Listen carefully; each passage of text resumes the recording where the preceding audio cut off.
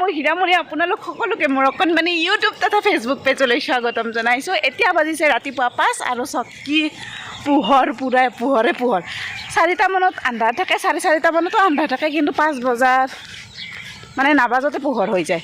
আৰু এইফালে পাছফালে মা, আমাৰ মায়ে দীঘলকৈ খোজ দিব নোৱাৰে, যাৰ কাৰণে মোৰ পৰা বহুত পিছত আছে। তো আজি বৰপেটা ৰোডৰ কিছুমান ঠাই কোনখিনি জেগাত থাকোঁ, কি কথা কি বতৰা অলপমান দেখাব চেষ্টা কৰিম। ইয়াৰ পৰিৱেশটো ৰাতিপুৱাৰ দৃশ্যটো তো ভিডিঅ'টো কণ্টিনিউ কৰিব। যদি ভিডিঅ'টো চাই ভাল পায় তেতিয়াহ'লে ছাবস্ক্ৰাইব কৰিব নাপাহৰিব। তো লেটছ ষ্টাৰ্ট দ্য ভিডিঅ'। আৰু বৰ্তমান আপোনালোকক যিখিনি ঠাই দেখাই আছোঁ সেই ঠাইখিনিৰ নাম হৈছে জাখলি, আৰু আমি ইয়াতে থাকোঁ। ইয়াৰ প্ৰায় মানুহ বঙালী আৰু আমি বঙালীৰ ঘৰতে থাকোঁ, কিন্তু এতিয়া নিজৰ যেন লগা হৈছে সকলোকে। ৰাতিপুৱা সূৰ্য উদয় সময়ত সকলো দৈবিক শক্তি জাগ্ৰত হয়। যি প্ৰকাৰে সূৰ্যৰ প্ৰথম কিৰণত ফুল ফুলে, ঠিক তেনেদৰে ৰাতিপুৱা সূৰ্যৰ কিৰণে আমাৰ শৰীৰক বহুত উপকাৰ সাধন কৰে। পৰা প্ৰায় দূৰকৈ আহি পালোঁ। এতিয়া পালোঁ আমি জ্যোতিনগৰ বুলি কয় এইখিনি ঠাই। আৰু মা আমাৰ বহুত পিছত আছে, বহুত পিছত। 15 মিনিট খোজ কাঢ়িলোঁ আৰু এতিয়া আহি পাইছোঁ আপোনাৰ, মই নাম চাম নাজানো, এইফালেদি আমি ডিউটিত আহোঁ। তো অহাৰ সময়ত দেখা দৃশ্য যেনে কিছুমানে যদি খাদ্যৰ সন্ধানত কাম কৰিব গৈছে, কিছুমানে চটল সাৰিব ধৰিছে, আৰু কিছুমানে খোজকাঢ়িব ধৰিছে যেনে মই। তো নিজক অলপ টাইম দিব লাগে, এতিয়া অনুভৱ হৈছে। তো বলক আৰু অলপমান আগলৈ। আৰু এতিয়া খোজকাঢ়ি আহি পালোঁ বৰপেটা ৰোড ৱাটাৰ ছাপ্লাই। খোজকাঢ়ি আহি পালোঁ এয়া শংকৰদেৱ শিশু নিকেতন, য'ত আমাৰ বাবুক এডমিশ্যন দিছোঁ। শংকৰদেৱ শিশু নিকেতন বুলি ক'লে মোৰ খুব ভাল লাগে, কাৰণ কিয় শংকৰদেৱ শিশু নিকেতনৰ ল'ৰা ছোৱালীক টিউশ্যন কৰিয়ে মই 2 পইচা পাইছিলোঁ ছোৱালীকালত। আৰু ফাইনেলি পাই গ'লোঁ বৰপেটা ৰোডৰ প্ৰাণবিন্দু, য'ত প্ৰত্যেকখন ডিষ্ট্ৰিক্টৰ পৰা ব্যৱসায় কৰা মানুহ আহে।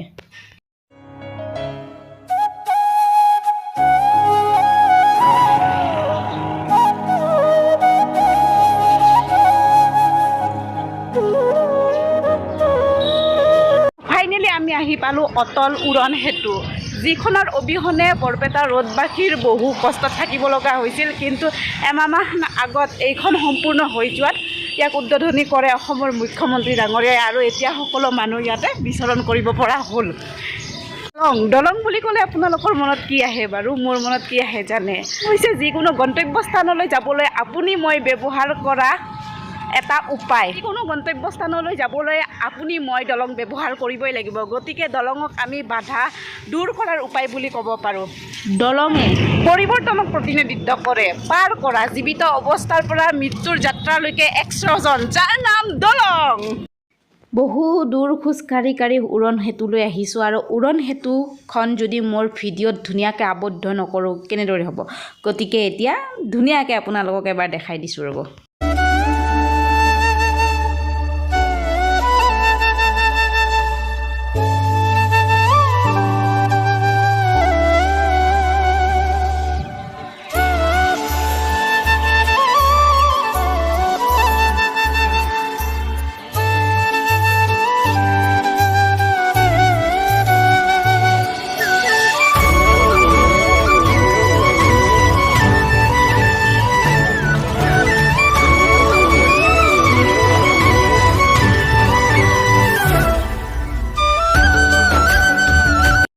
আৰু ঘৰমুৱা হোৱাৰ দিশে আহি থাকোঁতে এয়া পালোঁ কৃষ্ণ মন্দিৰ এটা। এই মন্দিৰটো দেখিলে এটা কথাই মনত পৰে, সেইটো হৈছে কৃষ্ণাই বাসুদেৱায় হৰে পৰমাত্মানে প্ৰণত ক্লেশনাশয় গোবিন্দাই নমঃ নমঃ। আমি ঘৰলৈ যাত্ৰা আৰম্ভ কৰিলোঁ। মা কেনে লাগছে খোজকাঢ়ি? ভাল লাগছে, ভাগৰ লগা বুলি কৈছে। ভাগৰ লাগিছে, ভাগৰ অলপ লাগিবই, কিন্তু উপায় নাই, খোজকাঢ়িবই লাগিব, খোজকাঢ়ামেই। আৰু ফাইনেলি আহি পালোঁ ঘৰ আহি ড্ৰেছ চেঞ্জ কৰিলোঁ, আৰু এইফালে আমাৰ মহাৰাজা দুটা শুই আছে। বাবু শুই আছে, উঠা নাই। আৰু সেইফালে আমাৰ দেউতা শুই আছে। আৰু এতিয়া এইবিলাক যত যিমান বেয়া হৈ আছে সকলোবিলাক চিডিল কৰিব লাগিব, ভাতো বনাব লাগিব। ভাত মানে ৰাতিৰ আঞ্জা আছে, অকল ভাতকেইটা তুলি দিলে হ'ল। তো ভাত চাত বনাই খাই মেলি তাৰপিছত ডিউটি যাব লাগিব। আৰু এইফালে আমাৰ মাৰ ভাগাত ধৰছে। মা কিয়ে ভাগাত ধৰছে? হা আজি ফাৰ্ষ্ট কাৰণে ভৰি বিষ হৈছে কিন্তু মোৰ বিষ নাই কাৰণ কিয় মই প্ৰায় যাই থাকোঁ না আৰু ব্যায়ামো কৰি থাকোঁ সেইকাৰণে বিষ নাই মোৰ 3 hours later. ফাইনেলি আহি পালোঁ ডিউটি যদি ভিডিঅ'টো চাই ভাল পাইছে প্লিজ চেনেলটো ছাবস্ক্ৰাইব কৰিব নাপাহৰিবা আজিলৈ আহিছোঁ নমস্কাৰ